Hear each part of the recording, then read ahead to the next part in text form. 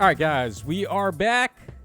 We're back in effect, and we've got the data mines here. So, actually, there's a spoiler regarding the new Tempest Trial opponent we're going to fight.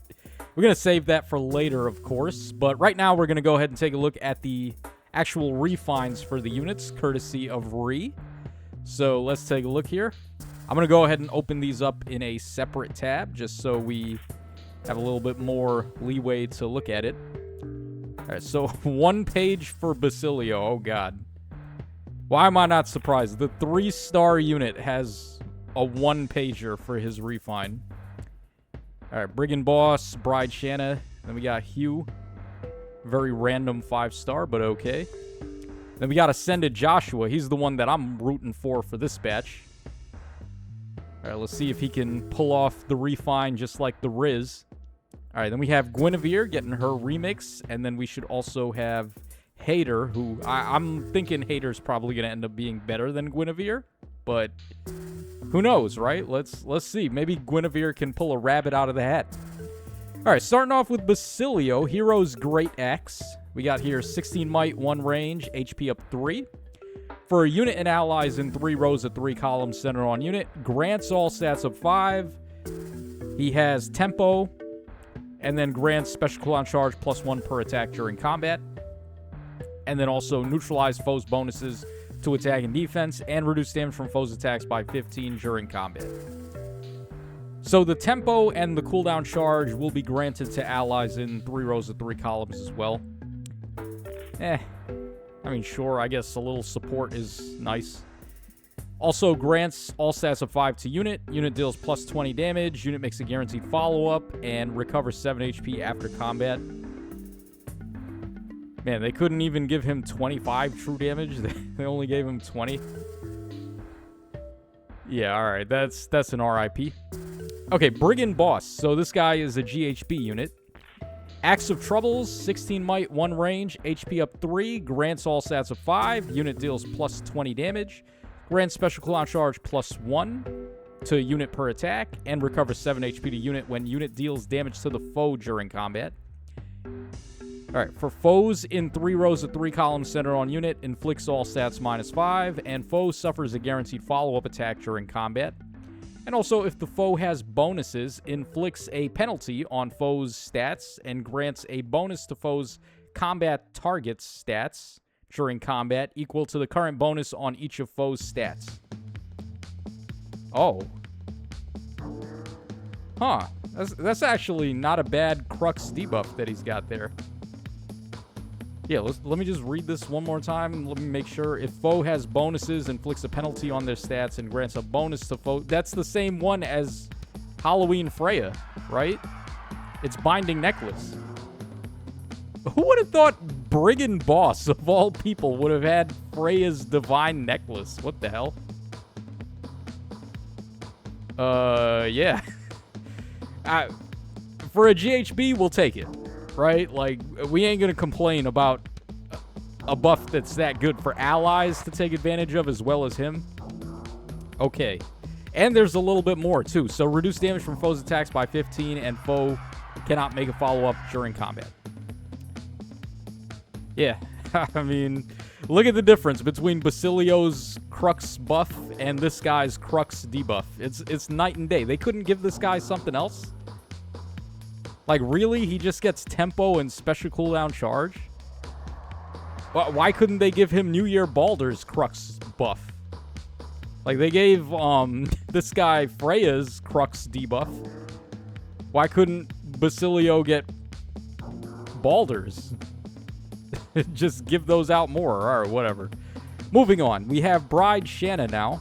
Shana Banana. So, 14 might, 2 range, effective against flying, Canto 2, attack up 3. Grants attack and speed up 6, and defense and res up 5 to unit. Unit deals +20 damage, and reduce damage from foes' attacks by 7. And also, if unit initiates combat, unit can make a follow-up attack before foe's next attack. Alright, so she has Desperation there. -1 special trigger at the start of player phase or enemy phase, grants attack and speed up 6. Potent Follow and Pulse Follow to unit and allies in 2 spaces for 1 turn. Actually, not too bad support there. All right, and then also grants all stats up 10 to unit during combat, and if potent follow X% has triggered and X is greater than, well, less than or equal to 99, then X is 100. So essentially, she just automatically has potent 100, pretty much. Okay. Alright, let's move on to Hugh now. So, speed up 3 grants a bonus to unit stats based on the number of times unit has been enhanced using dragon flowers. 5 or more times is plus 12, 4 times is plus 11, 3 times is plus 10, and 2 or less times is plus 9. Neutralize effects that guarantee foes follow-ups and prevent units follow-ups, and reduce damage from foes' attacks by 7 during combat. If unit has been enhanced using Dragon Flowers 3 or more times, then grants another bonus to stats during combat equal to the highest bonus on each stat between unit and allies on the map. Alright, basically he just borrows... He has bonus doubler where he borrows allies' bonuses. Alright, then also grants weapon triangle advantage against colorless and inflicts weapon triangle disadvantage on colorless. For unit and allies in 3 rows of 3 columns centered on unit, grants all stats of 5.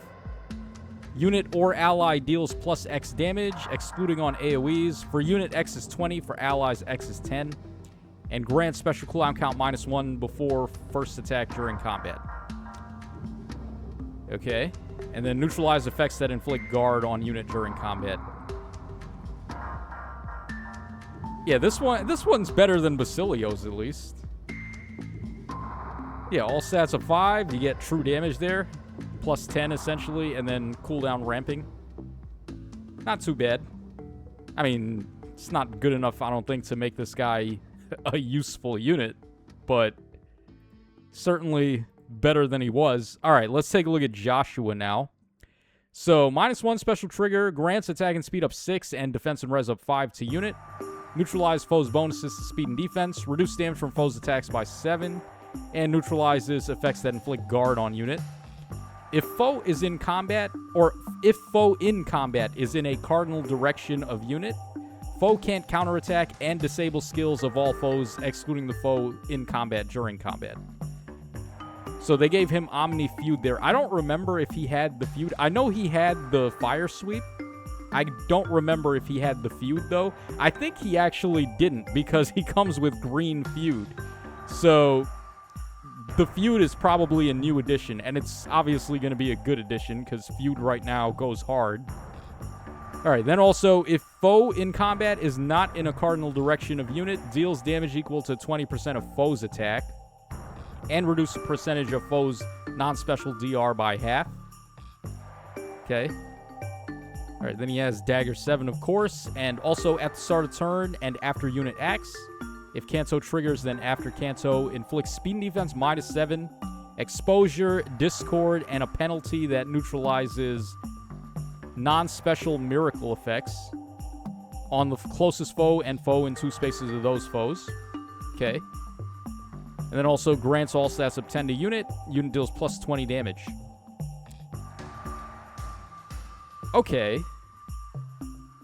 I think he's okay. I mean, he's not crazy or anything.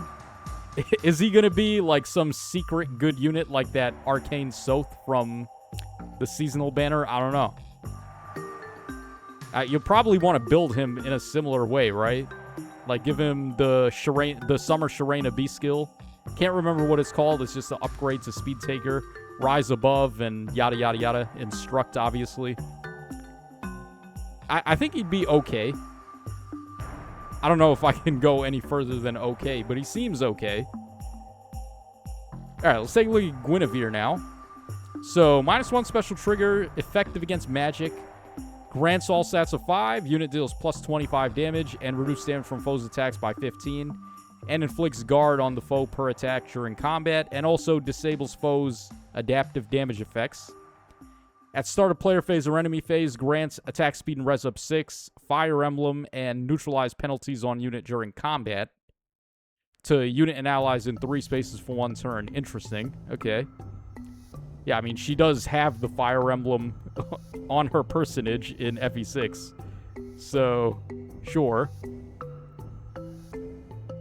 Okay, then also grants all stats up 10 to unit and reduce the percentage of foe's non-special DR by half. If foe uses magic, then grants attack up 10 to unit during combat, and also if the foe initiates combat, unit can counterattack before the foe's first attack. Oh, okay. No, that's actually pretty substantial that they gave that to her. So she's like a bootleg Athos. Well, I mean, she's better than Athos, obviously, but she's just doing what Athos was doing now, pretty much. The Vantage with the effective against Tome is a nice touch. Extra attack up there. The Fire Emblem support is pretty cool, but mainly the neutralized penalty effects support is... Or not penalty effects, but penalty statuses. Like your red debuffs, pretty much. Pretty good support there. And then, can't forget her C skill was upgraded. It wasn't a big upgrade. Like, her C skill really didn't get that much better, unfortunately. But I think they actually did a good job on her weapon refine, though. So there is that much. Alright, let's take a look at Hater now. So, accelerate special trigger. If a rally or movement assist skill is used by unit or target's unit, inflicts all stats -6, guard, sabotage, and speed shackle on foes in 3 rows or 3 columns centered on unit and target ally or unit and targeting ally. That's a pretty wide radius of effect there. 3 rows and 3 columns. I mean, normally on something like this, it would be nearest foe and then chains to foes in 2 spaces, right? But, like, this is straight up 3 rows and 3 columns. Not too bad. Grants all stats of 5. Unit deals plus 25 damage. Reduce damage from foes' attacks by 40%. And reduce damage from foes' attacks by an additional 7 in combat. Okay. Alright, then also grants all stats of 10 to unit and neutralize effects that guarantee foes follow-ups and prevent units follow-ups. And also, if unit initiates combat, unit can make a follow-up before the foe's next attack. Yeah, that's pretty interesting, considering the fact that she gives Time's Gate. She can warp after she uses her assist. She has pass on her new assist. She can just warp in. She's going to be able to Brave and Desperation hit the enemy. I think she's actually, like, pretty good right now, for sure. You can't give her Byleth Ring, which kind of sucks. But does she really need to be a dancer? Not really. I mean, you could give her a different ring, for that matter. You give her, like, Roy Ring, and then all of a sudden she has Miracle. And then she's got Brave Attacking and Miracle. And then she also has, not just Dual Strike, but she also gives Treachery, too. So she's getting a lot of true damage there. Yeah, I think Hater is... I would probably say I like Hater more than Gwyavir, but I would say they did actually put it in with the weapon refine for Gwyavir. If only her C skill was a little better. I think the tandem of her weapon and the C skill might have actually amounted to something. Joshua seems okay. They didn't give him any shenanigans like Volk where he can bypass save skills. That would have been cool if he had, like, undefended on his own attacks if the enemies are in a cardinal direction. That would have been pretty dope. But as it stands, I think he's... Like, the Omni feud was a nice touch. Hugh... I mean... It's hard to expect anything out of these random 5 stars. Shana seems okay. Brigand Boss, of all people, getting the freaking Halloween Freya support is crazy. And then Basilio, R.I.P. Basilio. So, yeah, that's pretty much it for these refines. I think if I had to choose a winner, I'd probably go with Hater overall. So, let me know your thoughts in the comment section down below. And stick around because we're going to come back in just a sec and we're going to take a look at the Datamons.